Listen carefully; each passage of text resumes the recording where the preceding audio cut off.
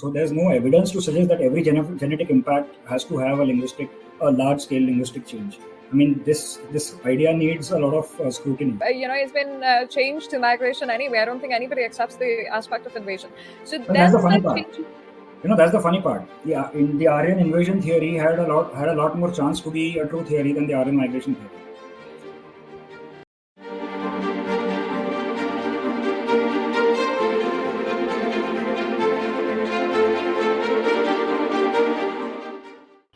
Welcome to A Questioning Mind. I'm your host Sagarika, and today I have with me Ashish Kulkarni, a guest who's been extremely popular on this channel, and he's somebody who's done a lot of research into the genetic aspect of the Aryan migration theory as it stands today, and he has his own blog where he models the genetic evidence that we found so far, and he's really studied every paper, every book that's come out in this jurisdiction, so I'm really glad to be talking to him again today, and we will keep things very simple, very basic. But Ashish, thank you so much for making the time today. Namaste and welcome. Thank you, Sagarika. It's a pleasure being here again. And I hope I can shed some light in very simple terms to the questions that you and other people watching your channel may have. So, yes, it's quite a technical debate, I think, at this time. It gets a little confounding for a lot of people. And if you see, even in the last video, there's a lot of comments and the debates and all of that. So somebody who's unused to the topic would probably feel a little out of place. So hopefully you can correct that and help bring more people to a better understanding instead of going that, oh, Reich said this or somebody else said that. So instead of deference to authority, which is turning out to not be very, very credible today, I hope that people pick up some of the subject knowledge matter. So Ashish, to begin with, can you tell us some of the terms that are particular to this discussion? Something like, is it alleles, mitochondrial DNA, haplogroups? What are the terms that people should know, and what do these terms mean when we begin these discussions? Right.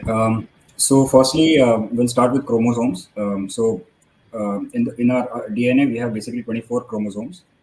Of which there are 2 sex chromosomes and 22 autosomal chromosomes.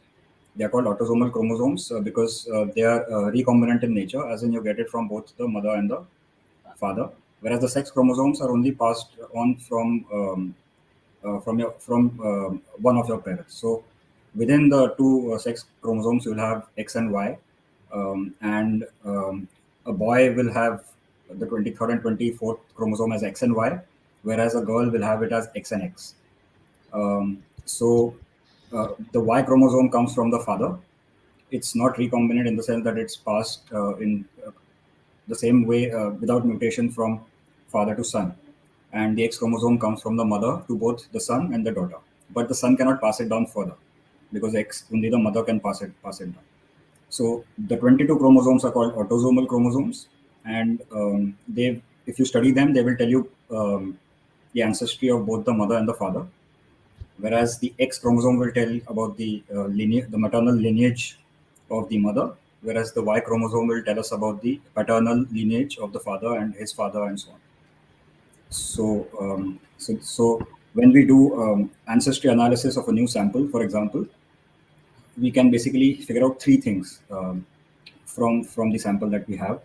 One is from the autosomal ancestry, we can figure out the parents. So, for example, when you see that Rakhi Gadi sample is, when the research paper says the Rakhi Gadi sample is whatever 75% Iran Neolithic ancestry and 25% AASI or ancient South Indian ancestry, it's basically telling you is a breakup of the mother and the father.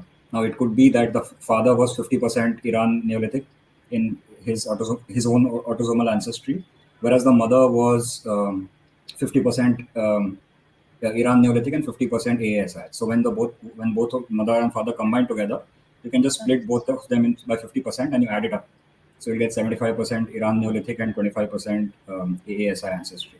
So the 22 chromosomes, basically we use them for this purpose to figure out the percentage composition of the sample. Whereas, so I said we can gather 3 things mainly. One is the autosomal composition. The second is the maternal haplogroup. And the third is the paternal haplogroup. Now, what are these haplogroups? So basically, you have nucleotide markers called SNPs, which are basically a combination of, which are basically either of the 4 either of these four proteins, A, C, T, and G is what they're called. Now, when and they undergo mutations. So sometimes a spontaneous mutation can happen in which the A converts into a C protein, C into T, T into C, and so on. And these then provide us markers as to what happened. So, for example, um, now a collection of these mutations in the Y chromosome or the X chromosome, which is also called as the mtDNA, X chromosome. A combination of these mutations makes a haplogroup. So hypothetically, there's an original African guy who is the great grandfather of all the males that we have. So all the males in the world who are living today will have that same Y chromosome, but with various specific mutations along the way. And these mutations are random, but they are specific in the sense that if the African guy had two sons, and one went to Europe and one went to Asia, and the European sons developed and or his grandsons or future descendants, they gathered a set of mutations, which is now defined as a new haplogroup under the African guy's haplogroup. So if the African guy's haplogroup was A0, then this will be called some other letter, for example, C or something.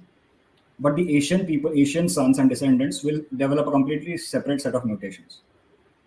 And it will be named something else. For example, let's call it F. Now, the descendants of the Europeans, the ones with the C Y haplogroup, they will not suddenly get the mutations of the Asian descendants, because now this is completely specific to the European people.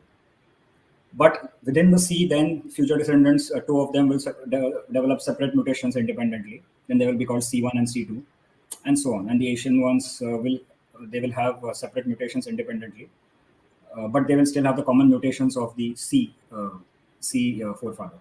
F forefather. And then the Asian people will have F1, F2, and then they will further there will be further mutations along the way, which will be only specific to that specific lineage. So a tree of lineages wherein it's irreversible. It's a one-way tree where there's a specific mutation, and then the descendants have different mutations. Right? Exactly. Yeah. Exactly. So so what we can say is that if, for example, there is a male with R1a Y haplogroup, and there is another in Europe with R1b, then we can say that they shared a common forefather who was R1. R1 Y haplogroup, and this R1 forefather had had a lineage of sons and grandsons. At some point, one of the great grandsons developed a mutation which now we call R1a, and another great grandson developed a mutation which we now call R1b. So yeah, so it's a tree of lineages, and similar is applicable for the mtDNA markers also, which is from the X chromosome. Right. I'm glad you could tie it back to these Aryan migration related questions, because I'm thinking of, night blindness and other diseases that are that descend on the Y chromosome, and I'm trying to think of adenine, cytosine, and all of the recombinant. So these markers are also So these markers, which are basically essentially you have locations on the chromosome, which we can basically figure out what proteins reside on those specific locations. And if they are A, C, T, or G, or whatever, there is a base case. The base case is no mutation, and then there is a deviation from that. So even phenotypes reside. So, for example, looking at some special positions on the chromosome, we can determine if some person has lactose intolerance or not, whether this person had blue eyes or not, what was the color of the hair.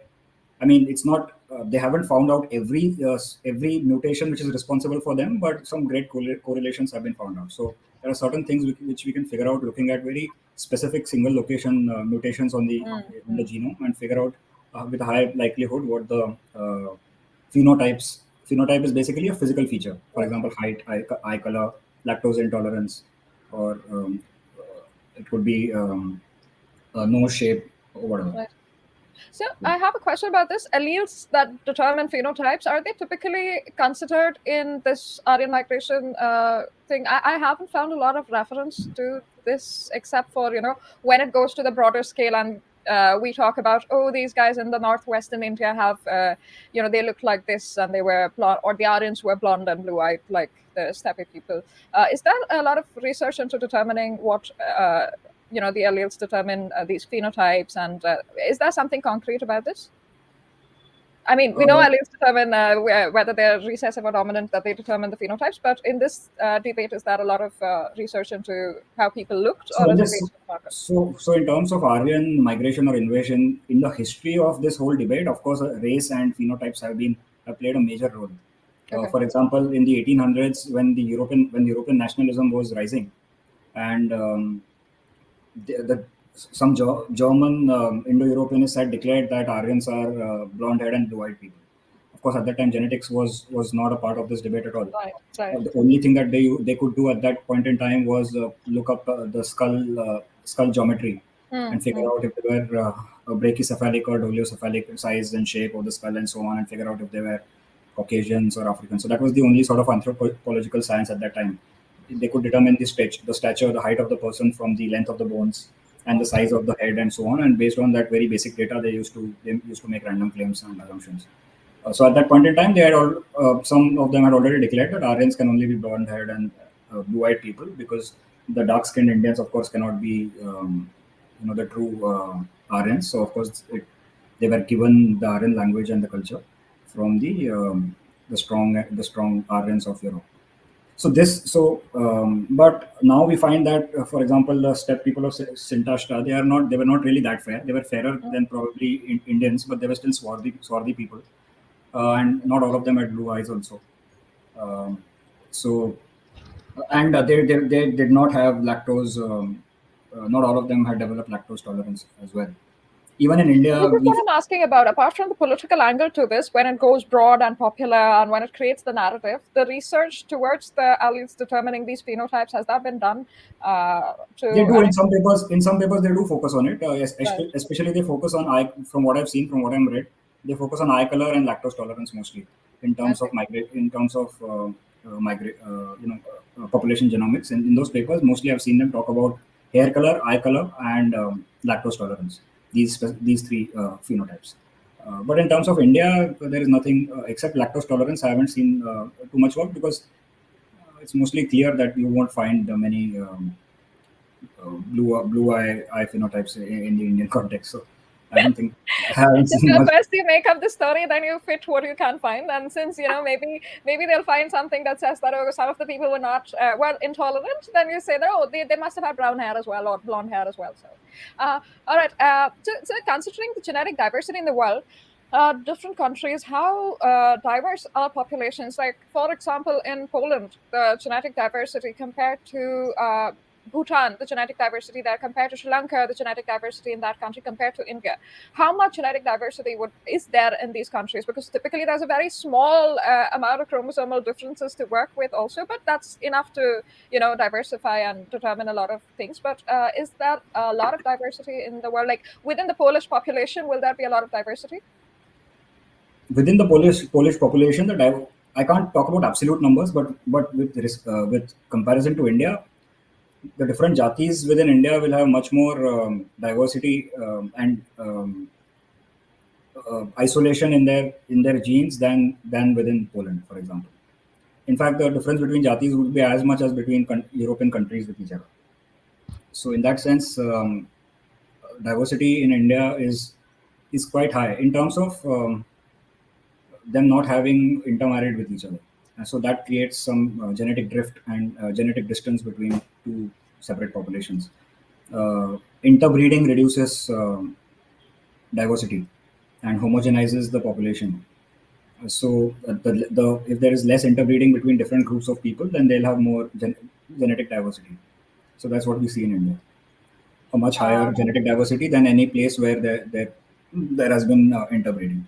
But for example, Russia has a lot of diversity in the sense that if you go far east in Russia, you will start seeing North Asian phenotypes and ancestry, whereas Western Russia is more similar to, but it's also a large country. But Western Russia is similar to European populations. But as you go east towards Siberia and so on, you will see phenotypical differences in features as well. So in that way, there's a very diverse population. For example, in large countries like say Russia, and the far eastern Siberians, for example, will show a lot of similarity to Native Americans and South Americans, because that's where Americas got populated from Siberia. They crossed the is it the Bering Strait? Yeah. Which connects Alaska and yeah. So they crossed the Bering Strait. However, they did that. Maybe there was land at that time. I'm not sure, but that's how they populated. So in that way, a large country, spread out country like Russia has a lot of diversity, but India will probably have one of the largest diversities within its population because just purely because of endogamy. Not Africa as well. Africa has, yeah, I'm sure. Yeah, Africa actually has the highest diversity. After that, India. Um, they do have a lot of isolated populations who have not interbred. But I have not read African genetics is not something I focus a lot of time on, so I can't give you specifics of it. But the papers that I've read about it, they do suggest that Africa has the highest diversity of highest diversity in the world in terms of ancestry.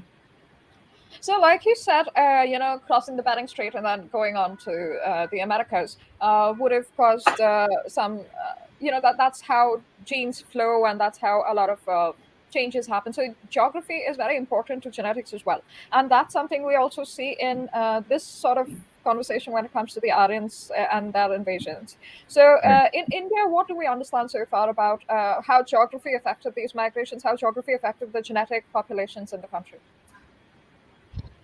Um, the only relevance about geography that I see in this debate is the path taken by the step people into India. Because it's a mountainous region, and the question is always what pass through the mountains did they take to come into India, because the routes are rather limited. Apart from that, I haven't seen anything specifically which relates Indian geography with how the ancestry and the DNA of the Indian people is affected. But the geography of the Himalayas actually leaves very few paths for the supposed invaders to have taken into India, um, because it's a very mountainous and terrainous path. And so it leaves only the Suvastu Swat Valley, according to most experts, that route to come uh, into India. So that is one aspect of geography. Apart from that, of course, geography is very important, not for genetics, but in the debate in terms of the linguistic and archaeological aspects of the debate. So in that, of course, it's extremely important because it depends the reconstructed Proto-Indo-European language which they did, and they figure out what all words are there, which all trees are there, which all animals are there. That possibly provides them some clues as to where the common Proto-Indo-European land could be. For this Indo-Aryan debate, geography is very important, not for genetics, but for figuring out the home of the original Proto-Indo-Europeans, uh, as reconstructed from comparative linguistics. So what they've been trying to do is figure out what common animal words are there in all languages, and figure out if it was a common Proto-Indo-European word. And for example, there is monkey and elephant, which is a common word in most Indo and European languages. Then they could probably figure out that okay, maybe monkey and elephant was part of the habitat. So which would basically then cut off the northern latitudes completely out of contention of the homeland for Proto-Indo-Europeans, and it would leave Iran, India, Right. and the southern places. So then again, of course, geography plays a part in figuring out the Vedic corpus. So Rig Veda would have a lot of instances of mentions of rivers and mountains and so on. Saraswati. Right. So from that you can so that is important for those reasons. All right. Yeah. No, sorry, go on. Interesting tidbit that I found out while I was doing some research prior to our talk. In the Rig Veda, for example, there is not a single um, toponym or hydronym, which is the name of a place or a river or a lake, which there is not a single word which is non-Indo-Aryan, non-Sanskritic in nature. So the theory goes that hydronyms and toponyms and the names of these geographical features are the most conservative. in the sense they take the longest amount of time to change. So even if invaders come, for example, they give the example of the river Mississippi, which is the Native American name of the river Mississippi, which is still the same, even after so many years. So there's a lot of them, right? There's a lot of them, yes. So what I figured, what I read was that Homer's work in Greek literature, out of the 140 toponyms, only 40 are of Greek origin, whereas the other 100 are older. The language which preceded which preceded Greek. Right. Whereas in the Rig Veda, there's not a single confirmed hydronym or toponym in the Rig Vedic work, which is non-Indo-Aryan in nature. Where do you have a source for this for the audiences? Maybe I can link it below. So it's in Edwin Bryant's book, The Quest for the Origins of Vedic in India. Okay, and he's quoting someone else, or maybe it's his own observation, but it's there in that book. Right. Do you want me to find out, or will you just take me 1 minute? Sure. So that's very cool, because one of the things I think Shrikant Talagiri has also said is that the way these names for the flora and fauna that you mentioned flows is not from west to east. It's from east to west. It's towards Afghanistan that, as the time goes, that's how the flora and fauna names change as they discover fauna towards the westward regions. So that's something that he said, and there's not been a counter to this argument yet. But that again, it'll be interesting to see. I find that genetics often confuses this conversation, which is essentially a linguistic debate, and the original thing is theory of linguistics. So even I in this, find it a little confusing. Even in this Aryan migration debate, I think genetics should be kept at last. And the first thing that a new person who is venturing into this whole debate should do a good reading of the pre-genetics era. Genetics has only been a contributing factor in the past 10 years or so. Right. Pre-2010, you read all the works, and that on the basis of that, you will. So even today in this talk, what I wanted to do later on was even the step hypothesis. I wanted to contextualize it in terms of the existing theories that were already, given as options for how India has a common language which is common with European languages. It needs to be contextualized to understand. So simply, for example, saying that 5% of Indian ancestry is from the steppe does not in itself mean anything without having the whole history of the field and all the options in terms of hypotheses that have been presented, with linguistics as the main driver, archaeology being a second supporting field, and genetics being the third field, but which will only it just provides corroborating evidence. It cannot genetics cannot validate it cannot validate a theory. It can only invalidate a theory, in my opinion. No, it's a very useful point. The contextualization, I think that'll be great to begin with. So okay, so first let's move on to that after this. But first, let me just give you the quote that I had. So it's from Edwin Bryant's book, The Quest for the Origin of the Vedas. It's a brilliant book which gives both sides of the debate, the indigenous Aryan view as well as Aryan extraneous Aryan view. So it's his own quote. He says, as a point of contrast, classical Greek maintains only 40 names from 140 toponyms in Homer that are Greek from the point of view of the classical language. The remaining two-thirds are etymologically obscure. Hainsworth, 1972, Hainsworth's work is quoted. Such obscurity gives clear indication of a pre-Greek, non-Indo-European substratum. So if you just want to compare, for example, Greek and Sanskrit, so Greek is immediately put out of the race as home. Greece is immediately put out of the race as the homeland for the Proto-Indo-Europeans. When you compare it with Sanskrit, but the case for me, this is the single most valid absolutely pro-Indian origin argument, in the sense that if someone had to come from outside, and especially the points given are something like this. So some people came from outside. These were the Aryans, and through various processes, they ended up changing the whole linguistic nature of the Northwest Indian region, and soon even eastern regions of India. But they started composing the Rig Veda immediately after they came in. So they didn't have much chance to take any loan words or a lot of linguistic features from existing Dravidian language or whatever there was. But at the same time, they did not even use the local names for the rivers because they had no need for them. They just created them for all the rivers and the mountains, which were purely Indo-Aryan in nature. And only later, once they settled down nicely, they started interacting with the locals. And then over time, with late Vedic works, you start seeing more and more Dravidian loanwords. So this is the whole idea. This is the theory that this is what they think actually happened. The people who are pro-Aryan migration or invasion, that immediately after they came in, they didn't have a lot of chance to interact with the locals. So that's why you see a lot less in substratum in Rig Veda, a lot less external words which are not of Indo-Aryan origin. But But at now the the same time, timelines don't match, right? If you consider the archaeological evidences. Now the timelines for the Rigvedic composition and the migrations themselves don't match.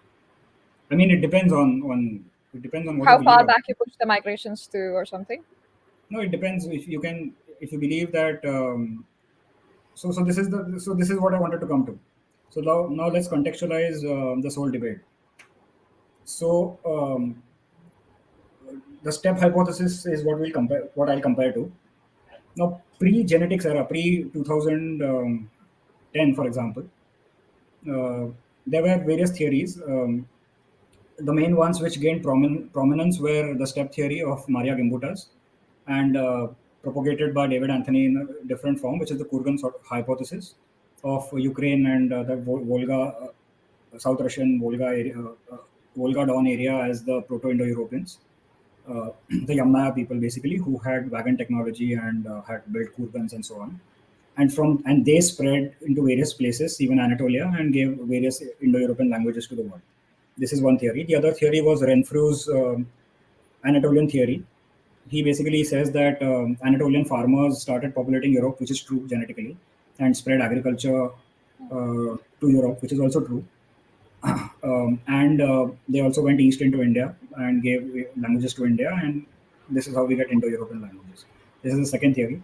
The third theory was Ivanov and Gamkrelit's theory of an Eastern Anatolian or Caucasian origin from around Armenia.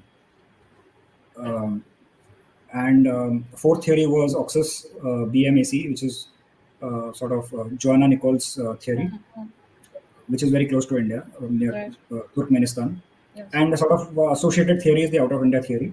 I sort of look at both of them of very similar nature because the civilizations are very close to each other. So BMAC and IBC. So these are sort of the five theories that are mainstream. A lot of these European and especially Harvard and all these people have completely they only propagate the step theory mostly.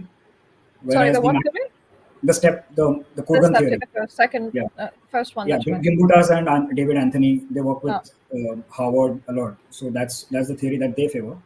Max Planck sort of used to favor Renfrew's Anatolian origin theory, but now they have sort of moved away to a more eastern location, which is Armenia and so on, and that area. So these were the options. Now, for the India theory, let's just break it down. So for India, the mainstream theory right now is the step theory, which is 2000 to 1200 BCE is the time frame when step people came in with their horses and chariot technology, and they were the Aryas and whatever. So that was the mainstream theory even before genetics came in. Now the opposition to this theory uh,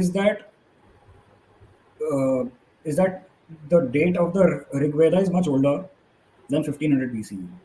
So if you look at these two comparisons, one is that 1500 BCE is the date of the Rig Veda, and this is the time when the steppe people came, and they were the Aryas, and they gave the language and technology and culture to India.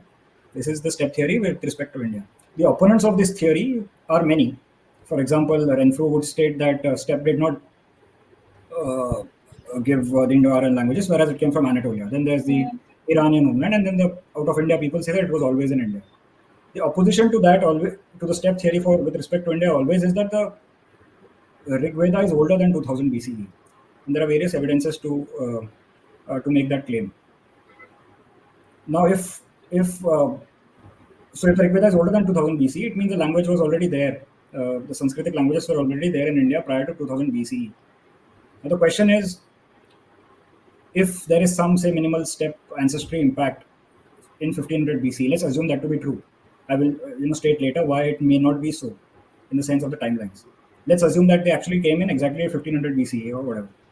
For the people who believe that through textual evidence and archaeology that Rig Veda, the Vedic period in India, is older than 1500 or even 2000 BC, then this genetic evidence has no relevance to that, right?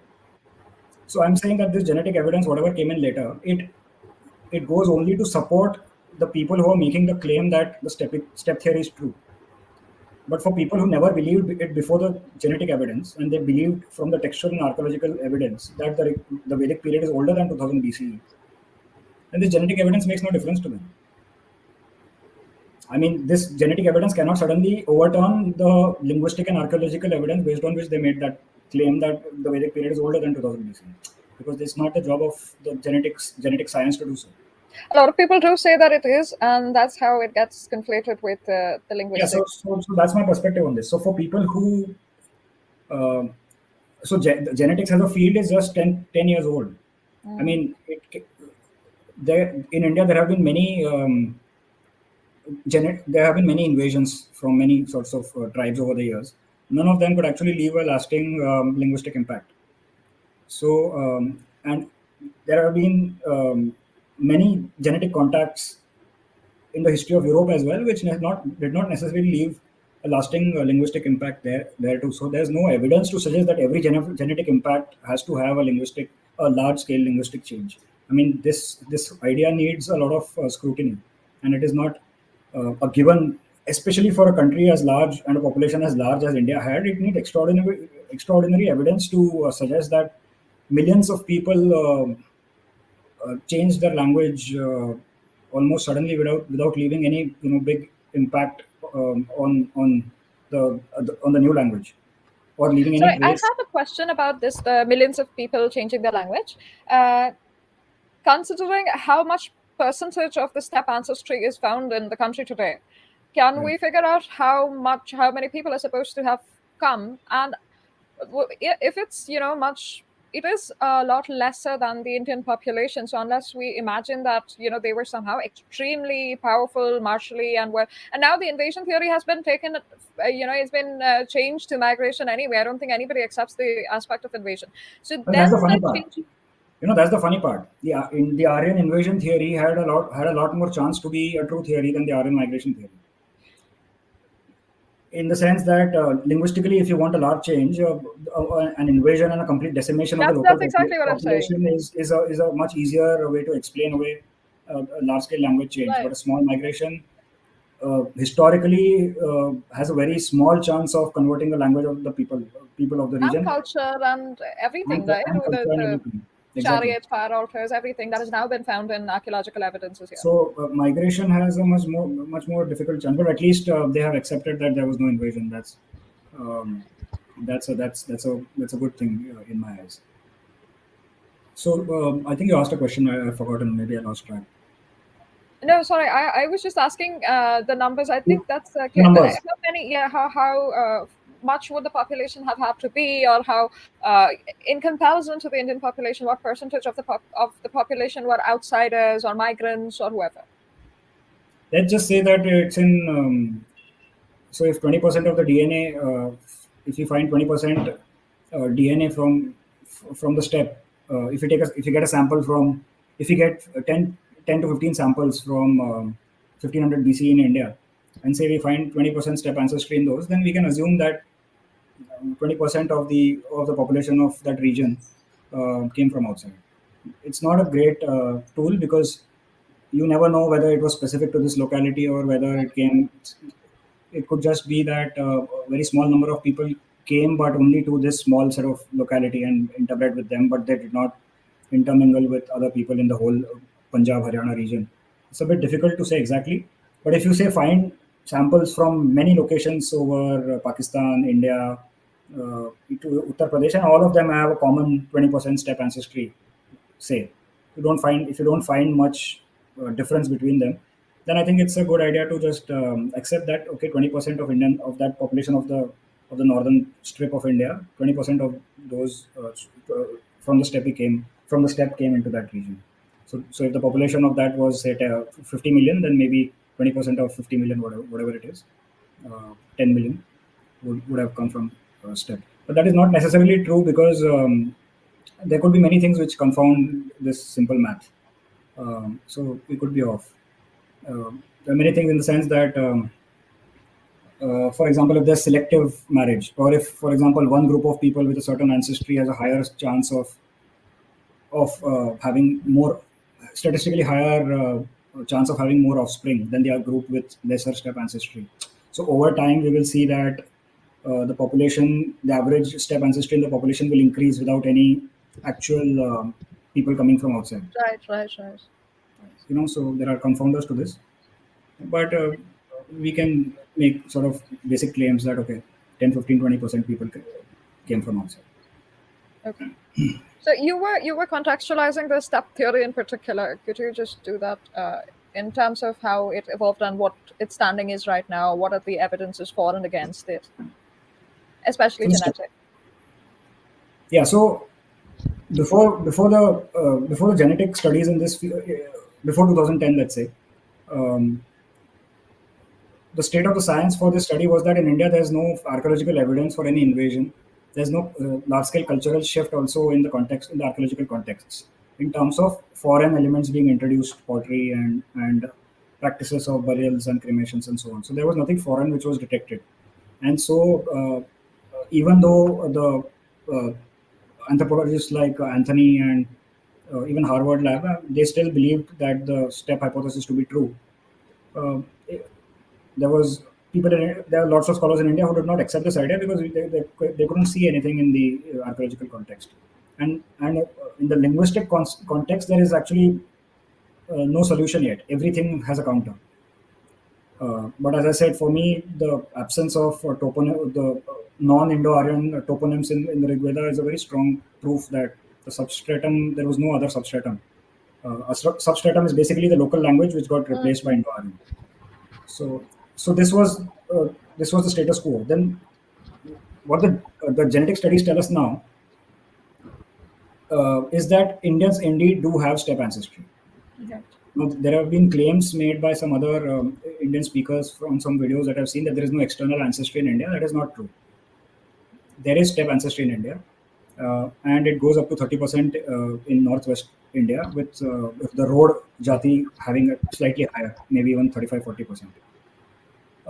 Of steppe ancestry. So steppe ancestry is there, but in South India it's lesser, and in most of Middle India it's also quite less. On average, India will probably have 10 to 15% steppe ancestry. On average, North India will have 15 to 20%, maybe 15 to 20% steppe ancestry. So in modern Indians. Now they found some samples from Suvastu Valley, which were dated to from the Gandhara grave culture. This was in Narasimhan 2019 paper. Yes. Published paper, and they found that those samples had around 15% steppe ancestry. So these samples are dated to 1000 BCE. So we can now for sure and then we have found Rakhigadi sample and other samples from Shahr-e-Sokhta site in eastern Iran from 2500 to 3000 BCE, which have the Indian signature, the ancestry signature, but there's no steppe ancestry there. Okay, so the older samples have no steppe ancestry. The newer samples, up until maybe 1500 BC, they do have the steppe ancestry. So here's what the data is. So 2500 to 3000 BC samples from eastern Iran. There were a set of outliers which were found at this site. I think 7 to 8 outliers. In Iran? In Shahr-e-Sokhta site in Iran. Shahr-e-Sokhta, right. There were outliers which showed ancestry from India. The other samples, the main samples from that site were sort of different, and they did not. They had 20% ancestry from IVC. So this Shahr-e-Sokhta had two sorts. Basically, what I'm trying to say is they had two sorts of samples, right, two sets of samples. One sample is called labeled Shahr-e-Sokhta BA1, which is Bronze Age 1, and that's like the main local ancestry of Shahr-e-Sokhta. And this other set of samples is called Shahr-e-Sokhta BA2, which is also called Indus Periphery because the claim is that this has Indian signature and they are migrants from India, and I personally accept that claim. Because the Rakhigadi sample, even though it's low quality, is sort of similar to these Shahr-e-Sokhta BA2 labeled samples. And it's at the same time. They are from the similar period. Now the Shahr-e-Sokhta BA1, the main cluster itself has 20% ancestry from Shire Sokta BA2, with the rest 80% being West Asian, sort of Northwest Iran, samples like Tepe Hisar samples and so on. So 80% Northwest Iran and 20% from IVC makes the main Shire Sokta BA1 cluster. The Shire Sokta BA2 cluster is like migrants from India who had come there for whatever reason, we don't know. Now, a nice tidbit is that Shire Sokta is also called the burnt city, and it was, for some reason or the other, burnt down at least 2 or 3 times. From the archaeological record, we can figure this out. So, was it burnt? So, it has connection with Indian people. Maybe they were from Afghanistan, maybe they were from Haryana. Not sure, because we don't have samples, proper samples from India or Afghanistan or Pakistan. 3000 BC Pakistan. Mm-hmm. But why was the city burned down? Was it some cooking accident or was it some invasion? We don't know. 3 times? That's bad cooking. Maybe it was invasion. So maybe maybe this. So this is, I'm going out on a limb. Maybe this represents some Aryan and Dasu wars, for example. It's possible. This is more evidence. This is more evidence than whatever the Aryan invasion people have. Right. Absolutely. Right. More evidence than we have for the AIT at least. The BA2 and the BA1 samples. Is that a way to determine for them how old the genetic mixing with the Indian ancestry would be? Like, when is it supposed to have happened for them? There is a tool, yes. So the paper has discussed the dates of mixing, but it should be taken with a pinch of salt. So, in my opinion, so the date of mixing. So for the Shire Sokta BA2 samples, which is the quintessential Indian ancestry before the steppe ancestry came in later, is basically a mixture of what I call India Neolithic and AASI. So 2 groups of people who mix together and form the IVC ancestry.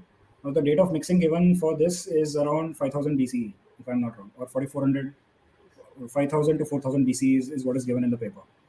Let's take it at face value. But I wouldn't like say this is set in stone. I mean, there's always a margin of error. So the date range for the mixing of the Indian Neolithic, which is a cousin of the Iran Neolithic ancestry, and that ancestry is found in 8000 BCE, Zagros mountains of western Iran. Those were sheep herders, and it's a cousin of that ancestry. It's not that those people from Zagros came to India. They had a common ancestor. Where that common ancestor lived, we don't know yet because we haven't sampled that yet. And the common ancestor split before 12,000 years ago, maybe even 15,000 years ago. So they have been living separately for a long time. So this India Neolithic is separate, is a cousin of the Iran Neolithic ancestry from Western Iran. And that mixed with the AASI ancestry, which is East Asian, Southeast Asian in nature, which probably lived in East and South India.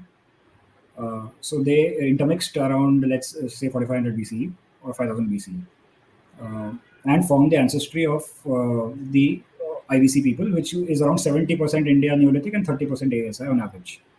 The samples themselves have a range of ASI from 10% to 40%. So there's a large range, which means that probably the population themselves at that time was not homogeneous. So this is the population. This is the sample still from the Iranian sample. From India, we only have sample from Rakhigadi, which is a bad sample. Right. It's a very low quality sample. I wouldn't place too much importance to the percentages that we glean out of that sample. I think Sinoli sites have found, I've seen some, there's no paper out of it yet, is it? No. About the genetics, okay. No. So, published samples, only the Rakhigadi sample is there, which only has around 21,000 SNPs out of 1.24 million. A good sample should have at least 200,000 SNPs and above. But whatever we have analyzed Rakhigadi sample, it is similar to that Shire Sokta BA2 label. So let's just assume that Shire Sokta BA2 is a good proxy for IVC population till we get better samples from India. I think that's a fair enough assumption. And those samples are really good in terms of quality. So that works for me. The only problem with those samples is that it's not a homogeneous set. So as I said, it has variable ASI ancestry from 10% to 40%, 45%. That's a big range. So that does not, that tells me that the mixing between ASI and India N is sort of recent. Because if it was an old admixture, the population would have sort of become homogeneous and settled on an average ratio of India and an ASI, which would not have too much variation. But recent mixtures sort of recent. I mean, when I say recent, I mean 500 years, 500 years or so. So the problem is that I still don't know exactly what percentages the actual IVC population had. I think Rakhigarhi has around 25-30% ASI, but that's just one sample. I cannot make educated guesses based on just one sample. But I think it's fair to assume that the Indian ancestry at that point in time was around 70-30, and there's some 8-10% of let's say 60% India and 30% ASI and 10% ancestry from Siberia, which is called ANE ancestry, which also could be from the Tarim Basin, from around China or from that region. Around 10% ancestry is from there. So this is the ancestry which make ancestral components which make up the ancestry of the IVC people, most likely, because we don't have good quality samples from IVC. But I'm like 99% sure that these three components will make the makeup of the samples when we get them. So this is how the ancestry looked like in 3000 BC. Even in South India, there's the ancestry is similar, just the ratios are a bit different. ASI would be a bit higher, and India and ancestry would be a bit lower. So this is the thing, right? A lot of people say that South Indians are very vastly different from, genetically very vastly different from North Indians. There's a very specific locality where the differences occur genetically, at least, right? I mean, I'll give you percentages. So the Irula tribe from Tamil Nadu, I think they are also now, maybe they are a snake catching tribe now. I don't know what they were in the past. Even isolated tribals as deep south in Tamil Nadu, they have around 45% India Neolithic ancestry. Or India Neolithic. Why did they divide it like this? Right? It seems to have a political undertone to say something like ancient ancestral South Indian, when that's not even homogeneous to South India. Yeah, I mean, ideally, maybe they should have just named it Southeast Asian ancestry or East Indian ancestry.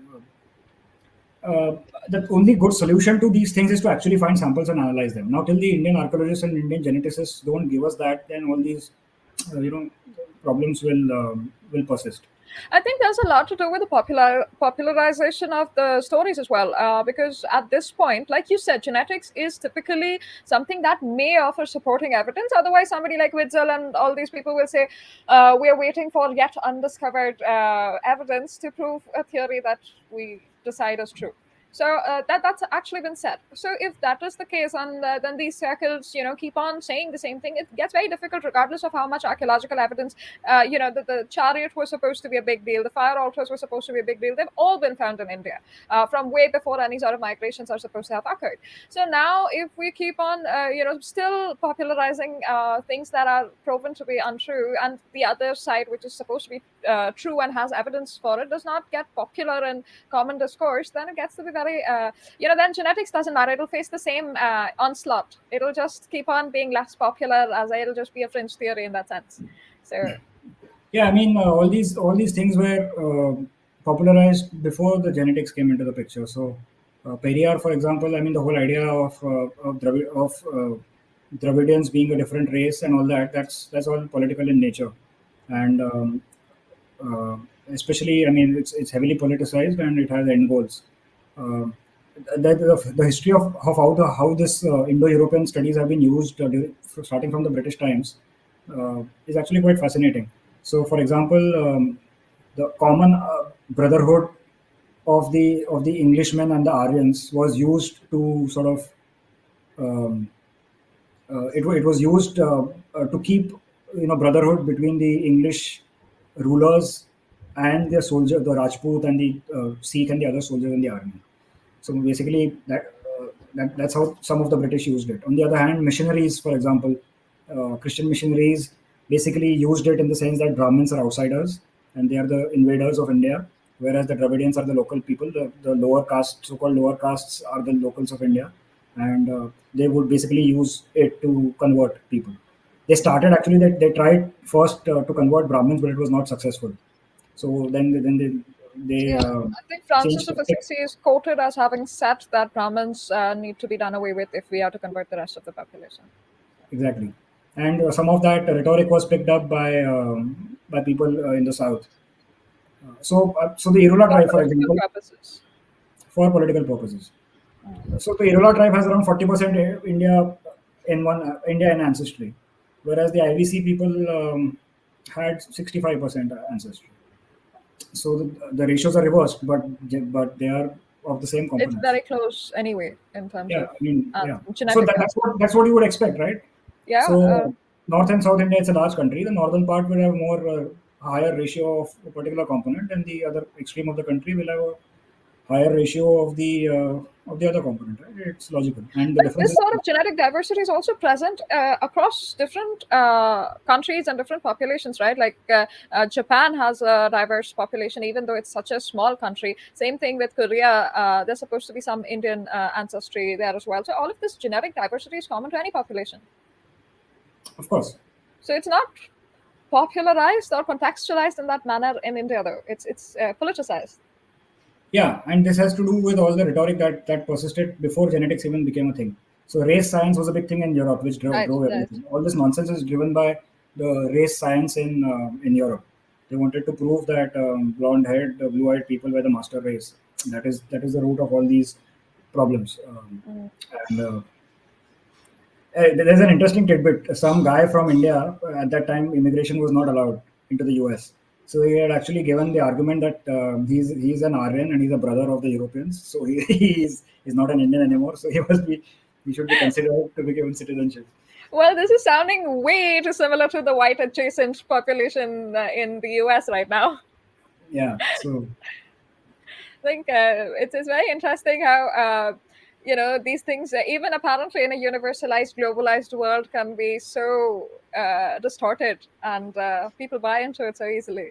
yeah. But yeah, So it's good to contextualize the actual harmful effects of these discussions when they come into popular fora and get in the hands of political, people who want to have their own agendas. It's always been done, so we need to be a little more wary of such discussions.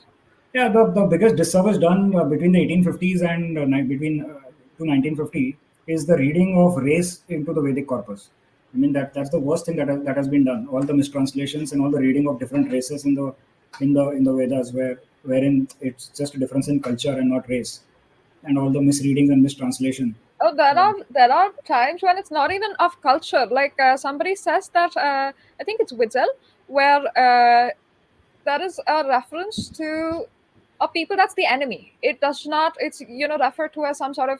Anas, Sorry. Anas is the word Yes. which was Yes. translated Yes. as noseless dasyus. Yes. So yeah. So the idea was that these people are the dark-skinned aboriginals of Dark India. skin. There's no evidence of that. That doesn't even mean that. But you can't Yeah, mistranslate it. It's not even a yeah. So mistranslation then. so Shayanacharya translates that word as mouthless or one with impure mouth. Basically, cultureless, Right. without mouth in the sense that one of impure Yes. mouth, Yes. Right. rather than some racial feature of someone Mhm. having a flat nose or whatever. I think Sri Aurobindo gives a very witty rejoinder to this. I forget exactly, but he's like the Dravidians of the south surely do have noses or something of that sort, because they are said to be noseless dasyus I by see. these scholars. So anyway, yeah. So that's the biggest harm done. So now let's come back to this. Good. Let's Good. come back to this timeline that I was talking about. So 3000 BCE, we have this IBC population, which is mainly made up of three different components. One is the Iran and India, and the other is the AASI, which is related to Southeast Asians, but very old. I mean, it's not like a recent entry. These people are probably in India for 40,000 years. It's a very very early split. Um, and the third is a very minor component from say China or Siberia, which was present north of India in the Oxus region and Turkmenistan, already present there by 3000 BCE. Now the Swat Valley samples in 1000 BCE, we see 15% average steppe ancestry. So between 3000 2500 BC and 1000 BC, at least in Pakistan, you see the steppe ancestry entering, and it was mediated mainly through women. because in the samples that are there's hardly so the steppe cultures like Sintashta, Andronovo, and all these are 100% male.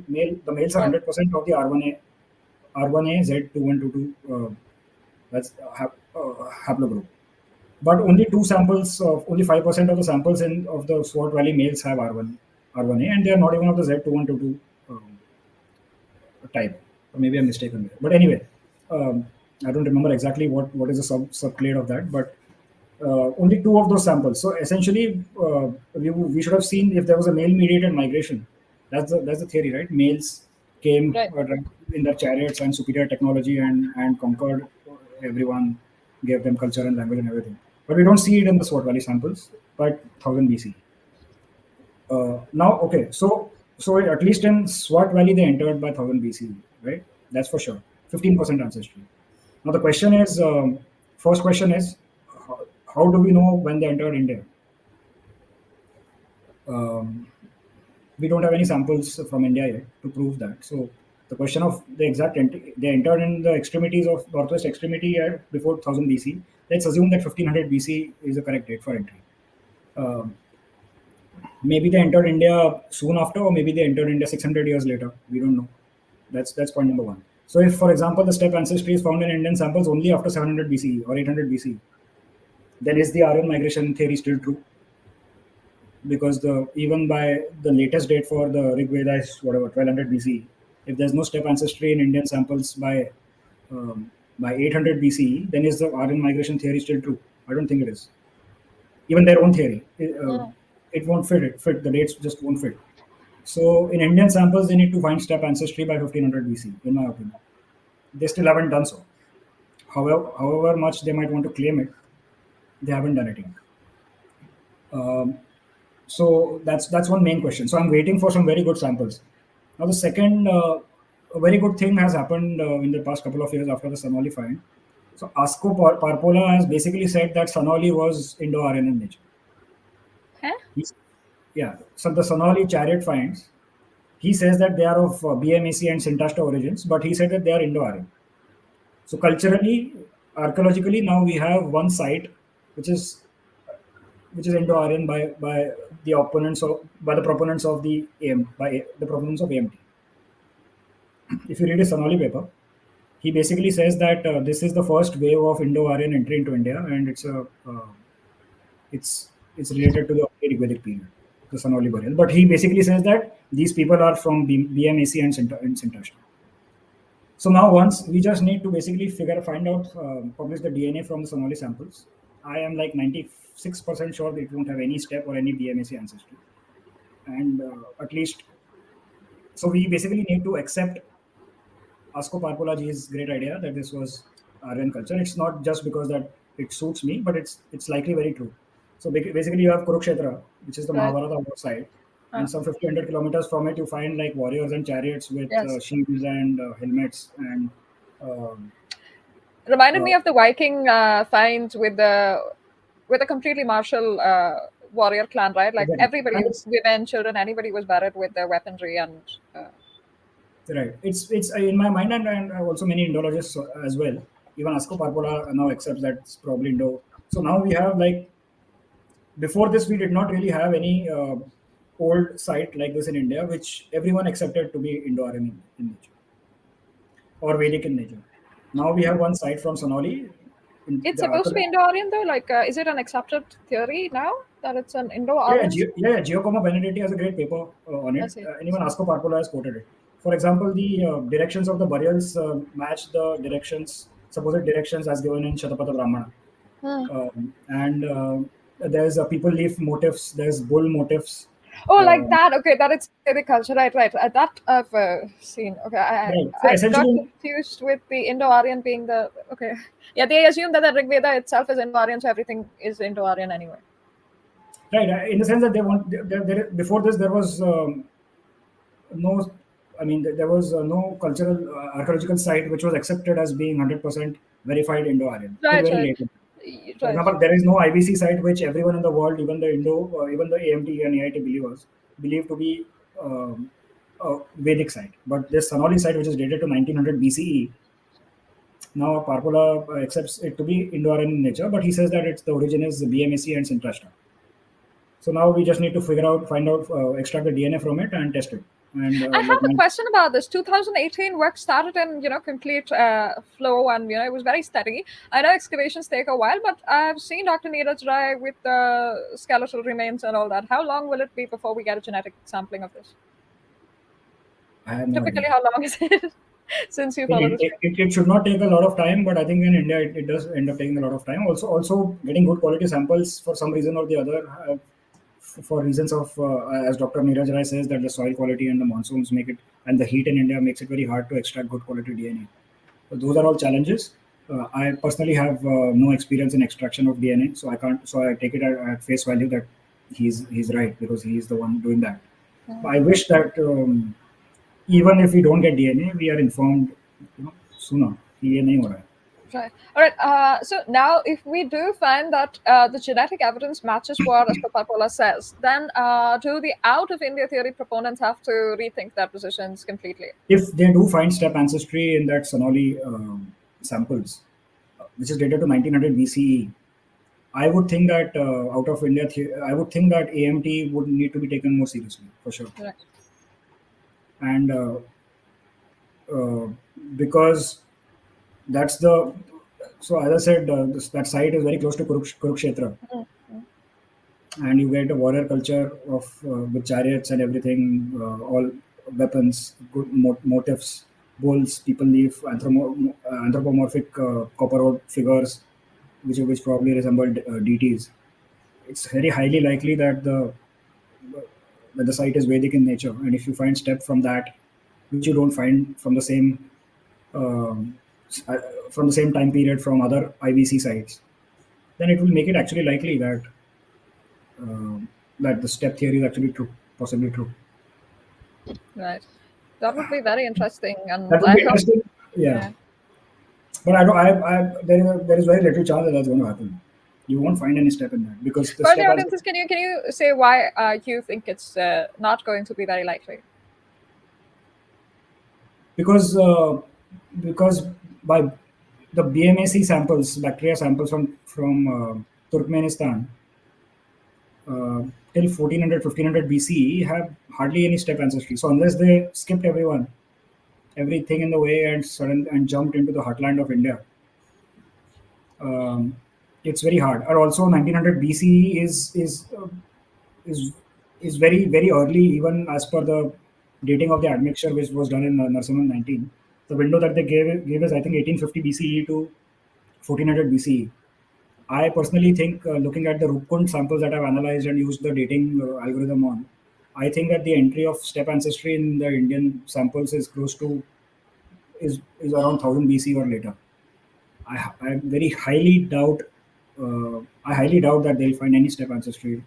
So just let me lay it out for the audience. What Ashish is saying is that the BMAC ancestry, which is supposed to be found according to Parpola in the Sonali site, is 1900 years, or 1900 is from 1900 BC. Now, in 1900 BC, the steppe people have not even gone to the BMAC sites because steppe ancestry is not found a lot, even in the origin sites of wherever in the Turkmenistan region where the BMAC site is supposed to be, and from there, when it comes to India, there's no step ancestry in 1400 BC. Is that correct? Till 1400 BC. 1400 BC. So 1900 BC is too early for BMAC to have step ancestry and Indians to have step ancestry at that time. Exactly. So what they're basically, if what they're claiming is that from the steppe down, they came down south to the BMAC region, did not interact genetically with them. They stayed on the outskirts of the big cities, like big towns like Gonur and Zarkutan and Sapali Tepe. And then basically what they're trying to say is that as if they had like specific plans to not stop anywhere and miss everyone and go to this specific location, which is possible. Actually, it's not like it's impossible. For example, in Mahabharata war, they both sides called reinforcements from various locations, some of which are surely from Central Asia. So it's possible that they like skipped everything and just headed straight. Went for a specific cause. Yeah, but then if this was for Mahabharata, for example, that they did it, and then Indo-Aryan language was already there in that region before they came. But anyway, but if it's not in that context, then it basically they would have to skip everything in the way and specifically come and genetically mix with Indians. Um so yeah, and of course, there's no archaeological evidence for any. So what Parpola is basically saying is that the steppe people. So actually, Parpola's theories are already sort of debunked. But the Narasimhan 2000. So what he says is that the Sintashta people from the steppe, they had already come down to BMAC and they had intermingled culturally with BMAC. But in terms of ancestry, the BMAC ancestry had taken over. So what he's trying to say is that the ancestry remains like BMAC, uh, but the step culture and chariots and all those technologies and whatever has been adopted by BMAC, and then those BMAC people come So down they to were very Sonali. accommodating people for the steppe people. Yeah, I mean, basically we just need to get the Sonali samples and analyze it and publish that there's no BMAC or no step in it, and that will be a big victory if that so happens for the out of India crowd. Okay, so Now, of course, once that happens, then they will say, "Oh, but Parpula was anyway wrong. This site has nothing to do with Vedic people." All that, then that game will but they start. can't say that now. No, but only one person has said it, right? Only Parpola has said Okay. that this is a Vedic site. Okay. Witzel and Soap, I have not read anything about what they have said and what Recently, other right? Indologists have said. But then, yeah, if Sonali samples are published and they find nothing out external in it, then of course the narrative is going to be, but yeah, but we never accepted that this was a Vedic site. But it has all of the Vedic. According to Parpola and people like me and Giacomo and many people, excavators also think that it's Yes, related excavators to also link it directly to the Vedic culture. right. All right. Well, In it's any case, it's a, in any case, if that happens, of course, it will be a strong vindication for the people who don't believe in the step theory. Whatever the detractors say post that, it will be I right. think it's gone on a long time. The debate as such should just simply die down and at least be relegated to purely academic circles and not be politicized or used in history books and until there's a proper model that's globally accepted on the world stage. But unfortunately, in the age of information, I don't see that happening very soon. Um, can we go back to the Kurganists, general theory, how they see the migrations having happened? What the regions are, Specific how to India or globally? specific to Or India. And yes, we can put that in a global context, and you can let us know which part of it is true, like where they've settled in Europe and where, how they came to India from there, according to this theory so according to the and the modern timeline. theory, yeah, the modern theory according to David Anthony and the Harvard lab, with specific to India, is that the 2000 BC onwards, you start seeing Sintashta and Archean complex culture. It's in Russia, north of Kazakhstan, slightly to the west also. And that is what they see as a initial formation of Proto-Indo-Iranian people, because the only evidence for that they have is that they found some spoked wheels and horses buried. Based on that, their claim is that this is Indo-Iranian, Proto-Indo-Iranian culture. Now, post Sintashta, there were multiple cultures found in the steppe, which were the Fedorovo and Andronovo cultures. Um, and this is around 1700 BC onwards. And these are the cultures which brought, so these were also Indo-Iranian in nature according to them. And these people came south mixed with the BMAC people, for which we don't have proper evidence till 1500 BC. There are many samples from BMAC. Only a couple of them have some steppe ancestry. They are outliers. Right up to Turkmenistan, again, there's no real evidence for a lot of people migrating there either. It's a small population, but it's assumed that they gave their culture to BMAC people as well, same as the Aryans So in India. the evidence till 1500 BC is of Sintashta culture of people admixing is weak, but post that there is evidence. Right. Okay. So the 900 BC sample from Turkmenistan. The sample is I think DA382. It's called Right, right. Turkmenistan underscore INH. That sample has a lot of steppe ancestry. Step answers. But till 1500 BC, the samples from the BMAC and it's called post BMAC culture. Actually, BMAC culture ends by 1800 BC. from till 1500 BC, we'll call it post BMAC culture. In the so till that time, there are only of all the samples, only a couple of the samples are actually have step ancestry. Rest are without any step ancestry at all. And the ancestry actually increases later after 1500 BC, in my opinion, from all the samples that we have seen. Now they claim that outside that Sintashta and steppe cultures had camps outside of BMAC towns at that point in time. Okay, I mean archaeologically they may have camps outside the city regions, but I mean. So that's their idea, that they sort of skipped BMAC. Even Narasimhan sort of implies that. Okay. That paper implies that they sort of skipped BMAC and reached South Asia, India, and admixed with the Indians. That's sort of the claim. The earlier claim before the genetic data came was that there was good intermixing between the Shintashta type culture and BMAC. But when the data for BMAC came, this was not proven true. And they have never accepted that it was not proven true. In fact, one of the proponents of the step theory is Kuzmina and Mallory. They wrote a book about the origin of the Indo-Aryans. And in that, they make it very clear that the culture of what they have found in BMAC and post-BMAC is from Andronovo and the step culture. Right. But when we analyze the DNA, we have not really found any proper step admixture in those samples. So even though culture might actually be, it's possible that without genetic admixture, you get culture from outside. For example, India has transmitted culture to Japan even Exactly. without much Indian ancestry. But linguistically, you can't transmit language, your first language, mother tongue, without genes. Okay. I mean, there's hardly any case in the whole history of the world where that has happened, where the whole languages have been changed of whole regions without significant genetic impact.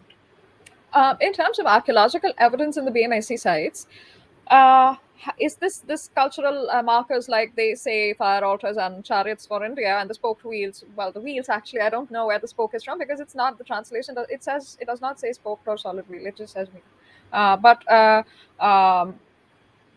Similar markers, archaeological markers for the BMAC sites and the steppe culture as such.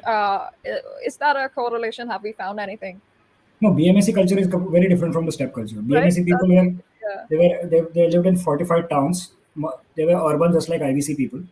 But whereas steppe people were nomads. Nomads. There was no agriculture in the steppe, because that region is not conducive to agriculture. Whereas that Oxus region is probably one of the first oldest regions of sheep domestication, animal rearing and agriculture. So BMAC is a settled agricultural society. Steppe is a pastoralist, nomadic, horse rearing, sheep, animal rearing society. Completely different. Plus, in Jharkhutana and Gonur, there are proper temples, proper fire rituals.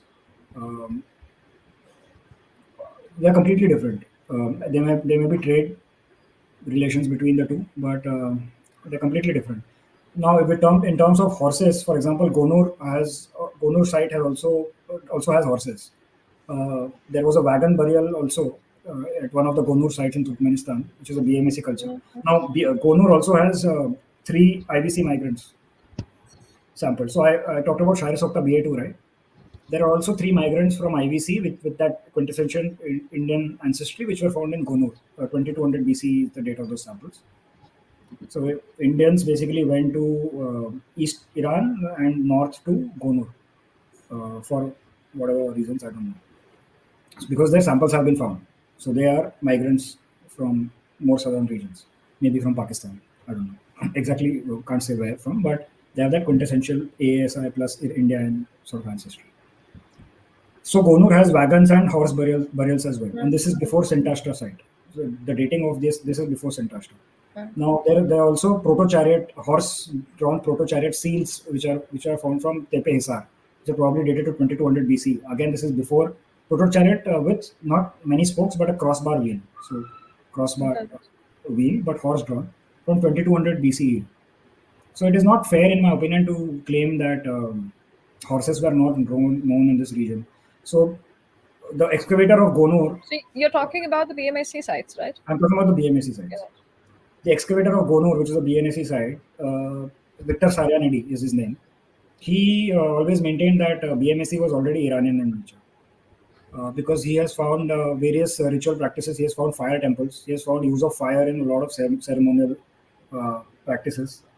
Um, he claims he has found pressing plants, um, and some equipment which he believes is to be used for pressing soma, and so on. And I am partial to that opinion that BMSC was already Iranian by the time Sintashta even became a culture. Since it's not politicized, it's not that popular a discussion at this time, but it seems like they would struggle with the same theory as well, right? Like if it were that popularized and that political, they would also have to struggle to prove the indigeneity in terms of history. Yeah, I mean, so with respect to BMAC, what the Kurganists would claim is that okay, fine, they were Iranian, but only after because Sintashta gave Iranian to them. Same theory. Yeah, But but there's no evidence for we have these samples. markers in Sintashta, and there's no genetic evidence that proves this either. Yeah, now we have genetic data from those same sites, and there's no step admixture in it. So there Right. is no merit to the claim that whatever we see archaeologically in Gonur and Zarkutan or whatever is a gift is a donation from the steppe cultures. So now the Kurganists, I think this is one of the biggest drawbacks.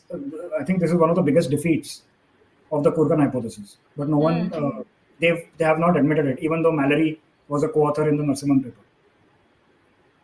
Their whole idea that steppe came down through BMAC and then through Swat Valley. Out of it, that first link.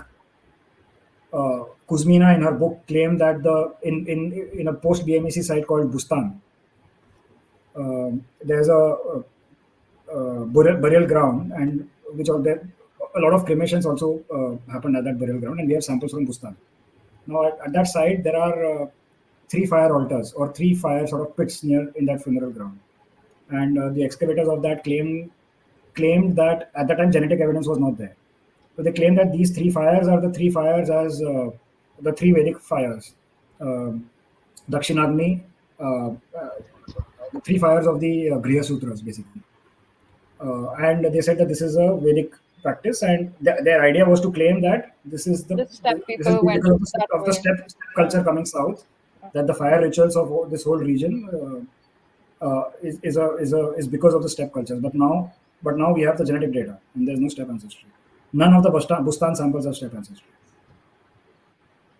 Oh, very interesting. I think, well, evidence-wise, things are completely, skewed, but But narrative-wise, the thing it's is that they won't accept it. right. They will basically say that okay, that's fine. They sort of ended up skipping BMSC and jumped BMSC for some reason and came south. But that's again without evidence for any genetic evidence. We're still to find out genetic evidence So from Sinali. So right now, it's so a I mean, hypothesis. yeah. So I'm only comparing what the theories were and what evidence the genetics now provides. That has been my sole aim so far. So I only take the theories which have been presented, and then when the new data comes, I check what fits. Right. So In that your has model been for the origin, for good. this genetic origin as well, you found a region between northwest India up to maybe Iran. That this is how large the origin site could be for Proto-Indo-European or So any the cultural markers. Yeah, so steppe Eneolithic is the site, is the culture. The sites are at Progress and Vonyochka in South Russia, just north of the Caucasus Mountains. These are the ancestral building blocks of what would become the Yamnaya ancestry, Right. and the Yamnaya ancestry would later become the major building block for the corded ware culture and the Sintashta culture, which are both very similar in terms of ancestry.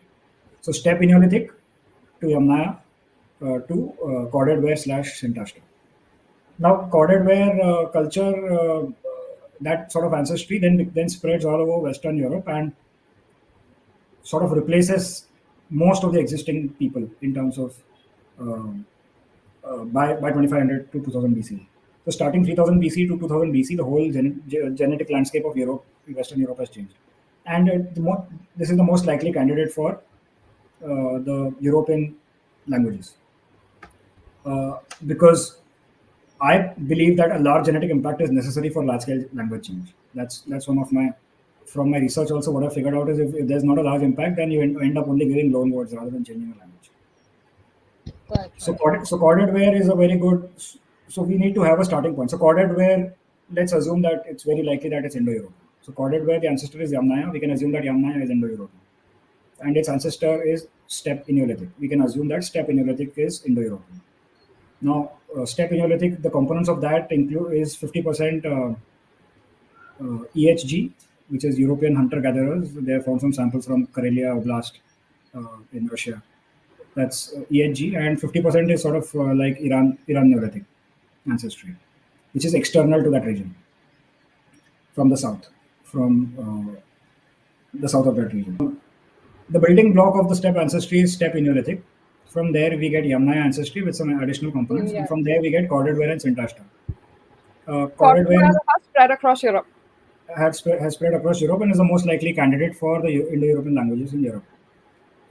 So we can extend that to Yamnaya as well. So corded ware is Indo-European, then Yamnaya is likely Indo-European, and steppe Neolithic is likely Indo-European. So okay, so steppe Neolithic, what is it made of? What are its ancestry components? The papers say that it's 50% EHG, which is European hunter-gatherers. Found samples. Some samples have been found from Karelia Oblast, Russia, and which is basically if you just go north of the Caucasus Mountains, a bit deep into Russia, that's the location of those samples.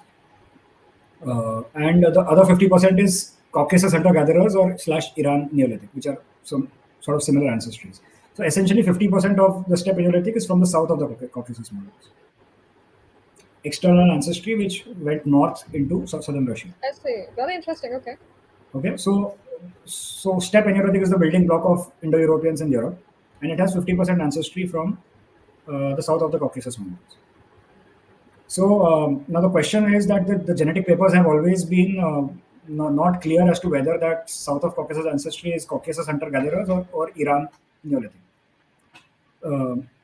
These two are sort of a different set of samples that we have found. Caucasus hunter-gatherers are from sites in Georgia, and Iran Neolithic, as I said before, are from Zagros Mountains in western Iran. They are very similar ancestries with some minor changes, and it doesn't show whether they are not very clear, or they have not tried to delve in deeper whether that 50% is CHG or is it Iran Neolithic, because these two are different sets of samples which are similar but slightly different. Able to figure out the other 50% of the south of Caucasus ancestry, exactly where it is from. So it's either, according to the papers, they always write it as CHG / Iran N. Non-committal on exactly what it is. Wow. So CHG / Iran. That would have a lot of implications on the entire theory, right? Like that would just take away any migration from there and make it all northward. No, so that's a lot of even the Harvard lab is now moving away from the steppe homeland, the PIE homeland as steppe. They're moving down south towards Caucasus, which is in line with Ivanova and Gamkrelit's theory of an Armenian origin. Okay. There is a separate set of evidence for that, because Hittite samples from Anatolia, and none of the samples from Anatolia show any steppe ancestry whatsoever. And I'm going to post about it as well. The ancestry there is from the Armenian Kura access culture, which we find in Anatolian samples starting from 5000 BC onwards, 4500 BC onwards. So that's a separate point. There's no steppe ancestry in Anatolian, so Hittite language cannot be explained by steppe. So it has to be south of Caucasus somewhere. And according to me, that's Armenia, from Armenia. Now, Armenia, that Kura access itself has some Eastern input. We'll come to that later. So the question is CHG or Iran N is, so now steppe, if the Hittite samples don't have any steppe ancestry, then steppe cannot be the original Proto-Indo-European homeland, because there's not a single % of steppe ancestry in Anatolia till the Hittite period, 1500 BC, right? So steppe as the original homeland is gone. We are left with something south of Caucasus or east. So immediately, the source of Anatolian seems to be Armenian, south of Caucasus region. Okay, so that is one thing. Now, so even the source of Indo-European and the steppe Neolithic is from the south, then for sure, because steppe is not the because there's no steppe in Hittite, so steppe itself cannot be. Uh, uh, so right, so steppe Neolithic is also a destination for Indo-European, and the only source is from south because of that 50% southern component, right? So the question is, what comprises that 50%? And according to me, it has at least 20 to 30% ancestry from. Let me be very clear: 20 to 30, or even maybe 35% ancestry from the ancestors of the IVC people. Okay. And the same evidence for that is from my QP graph modeling and basic. Okay.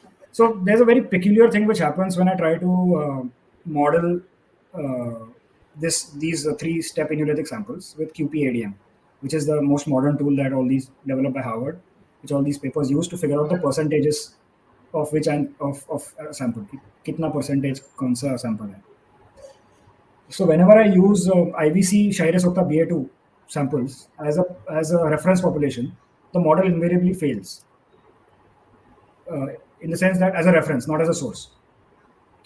So, for example, if step Neolithic is equal to A plus B is my model, where A is EHG and B is CHG. For the audiences, you can go to the older video, which I'll link here, and we walk through Ashish's model of that. So what happens is that there is some unexplained affinity between IVC and step Neolithic. Now, why is that? And that affinity does not even go away if Iran Neolithic is given as a source.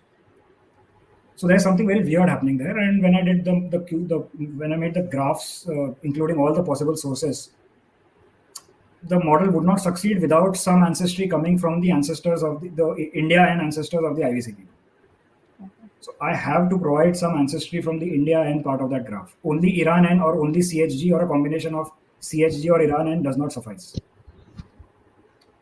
So what I'm trying to say is that this is our version of yet undiscovered genetic evidence. Right, and we need 5,000 to 6,000 BC samples from northwest India or Iran or very close to India region to to finally fit it properly, to finally have a proper model with actual samples to prove this. Right, the problem is that right now for step Neolithic there has been no successful model which has a passing p-value. Okay, let's start there. There's no successful model yet which has a passing p-value. Statistically, you need a p-value of more than 0.05 for some sample, and we can say कि हाँ ठीक है मतलब यही है. ऐसा कोई there is no such model yet. They have been trying to figure out what the missing component is, and I am here trying to say कि I have found that missing. I have found that missing sample, and it is something to do with IVC people because the model bloody fails spectacularly when I put that IVC in the reference population. So this is a bit technical, which in the sense if I had to go and explain it further, there would be no point in me trying to explain it to people who have not used those tools. Right. But suffice it to say that you could just say it because everybody does it. No, the WHO report also says we've done some modeling. and they come up with the results where at least you've got your models and you have a path and you've shown that these are the values, this is what I input, this is the data, these are the papers, right. and that. So I have this, for people who are interested, I have this whole blog post up where I discuss this model with Northwest India or Iran or South Central Asia as the region from which the step people get their ancestry going back 5,000 BC or so. So what I'm trying to say is that 5,000 BC from near India, maybe it wasn't even India, maybe it was, I'm open to even Iran or South Central Asia. Right. Because until you get samples and exactly concentrated ancestry kahan tha, my location, I can't say anything about the location. But what I'm trying to say is that there is some affinity between the IVC samples that we have and step Neolithic, and that is causing any other model to fail. You need to account for that India and ancestry in step Neolithic. And so my model basically says that step people got their ancestry from these people much to the east, maybe in Pakistan, Afghanistan, or maybe even India. And earlier I said कि Hittite वाले लोग जो है Anatolian languages, it came from Kura Araxes people in Armenia. So even the Kura Araxes samples which are needed, which we can see at almost 50% ancestry in Anatolia, which I believe to be the carriers of the Anatolian language, Even Kura-Araxes people have 20 odd percent ancestry from its east, matlab from around Indian region. We मतलब ये पाँच this is 4,000 BC की बात है. At that time, steppe is not even involved. Okay, so Ashish, when are you writing a book? Maybe later. First, we need samples. So first, everybody else is doing it without samples. Everybody else is, placing their hypothesis, and it's not based on any evidence, archaeological or genetic. At least the counter theory is very well discussed on your blogs, and you have the graphs and the models and the genetic evidence to discuss this. So it would provide a very, I think, valuable counter to the ongoing discussion. At least, it'll be something to compare against the other people's works. So I hope you do it. Yeah, I mean, it's intensive and my writing is bad, so I don't know if I will be able to do it. But what I want for now, I could write a book. What I want right now is old samples from India to validate the theory. So we need that India N ka jo sample hai, we need it without ASI admixture. So whatever we have right now has that 20, 15, 20, 30% ASI. So I want samples which don't have it. So we can get pure Iran N ka bhai, India N. And that will fit properly into the puzzle. Because that's ASI, a really old sample. Like really old. 5,000, 6,000 BC. Where do you expect to find it? Just by the way, like what sites do you expect to find it? Anywhere in northwest India, Pakistan, Afghanistan, South Central Asia, कहीं पे भी खोदो उस type का ही मिलेगा. 6,000 BC में if खोदोगे anywhere in that broad region, you will get a similar sample to that. But the problem is that we don't have a single sample from that time period. Right, we don't. That's why I'm saying that it's leave India. Even South Central Asia, the oldest sample does not go beyond 3,700 BC. By that time, there was already a lot of impact in that region from Western Asia. The Anatolian sort of ancestry, a lot of it has already come in. We need samples which don't have Anatolian ancestry, so which don't show any impact from West Asia. So maybe we need to go back 6,000 BC or even 7,000 BC, because I believe 6,000, 7,000 is where is the period that they claim that agriculture came from West Asia to South Central Asia. So we need to go. We need to find these samples. The problem is that this region, this whole South Central Asia, India, Pakistan, Afghanistan, is very badly sampled in terms of DNA. इसलिए मतलब ये European लोग मतलब हवा मचाते हैं क्योंकि उनके पास they have thousands of samples. We have India has literally none. Rupkund is too late to be relevant. The old Bronze Age and Chalcolithic Age and Neolithic Age, hunter-gatherer stage. We need that for 20,000 year old sample bhi agar mil jaye, we'll sample that ASI. That's extremely important. So I need all these samples. It's a little harder. We've seen a lot more, invasions, not migrations, invasions, and a lot of destruction in these years. So even the recent history has been rebuilt. Like Nalanda has been rebuilt at least 3 times by different empires. So genetic evidence from that time is going to be a little harder to find. Although we are finding a lot of. We did find in 1900s we did find samples from 6,000 BC Uttar Pradesh, right? Damdama, all those very tall samples. But sadly, maybe they are not well preserved enough to now extract DNA from them. But Damdama and other they are called Ganga Mesolithic period hunter-gatherer samples. They were extremely tall people. The women were also very tall, 180 centimeter, I believe, average. Wow. So we do occasionally find skeletons, but we just don't have the DNA here. Okay, that's even from Sri Lanka, they have found a 28,000-year-old Balangoda man, but they can't. I mean, it's an old find. Yeah, it's too old. So maybe they have. I don't know even if they've even tried to extract DNA from that. Well, it's got a lot of implications, and I hope that the science evolves so that these samples can be used. And I definitely think that the Sonali finds will be very interesting, and I hope those come out soon. And maybe you put up some new blogs and discuss the same findings. All right, Ashish, it's been absolutely fascinating. I love being a student for these discussions. Thank you so much for joining again, and look forward to your blogs as well later. Thanks a lot. Thank you.